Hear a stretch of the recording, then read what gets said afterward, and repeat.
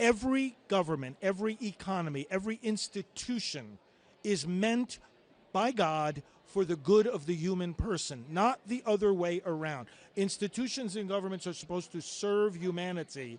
Humanity does not exist to serve governments. And I think this is one of the big battlegrounds conceptually. Do you have a problem with the CCP being an atheist, godless regime now spreading their tentacles inside the United States of America? A very big problem. We should all have a problem with that, because if God is not there, who's in charge?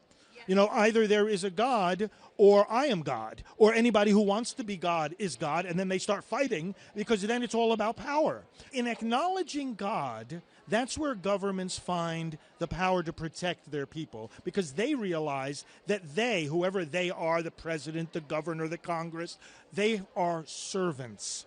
And that's the difference between a government that acknowledges God and one that does not. One that does, that's where human beings have real freedom. Because if God is there, if he's real, then none of us can be God. So are you concerned about the CCP's infiltration in this country and worried about we're losing America to a godless regime? In our education system, we find infiltration from the CCP with various educational programs on our campuses, even in our law enforcement with the police departments that the CCP is running around our country, in the purchasing of land. I know that there's a lot of agricultural land now that is owned by the party.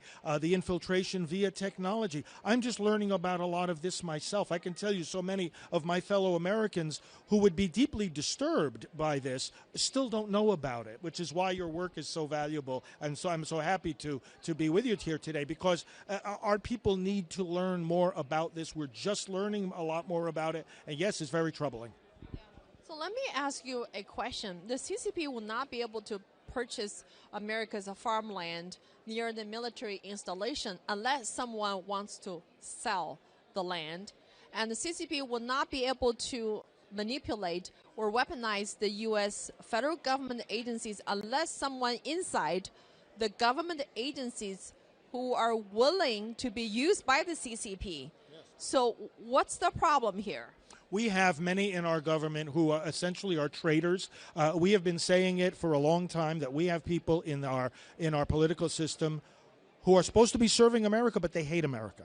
And that is why they would be prone to the temptation to sell out to something like the CCP against their own country. We have got to recognize the problem. We've got to start identifying these people. So, no, we have to root out the traitors. They are there, and it's not always easy to identify them.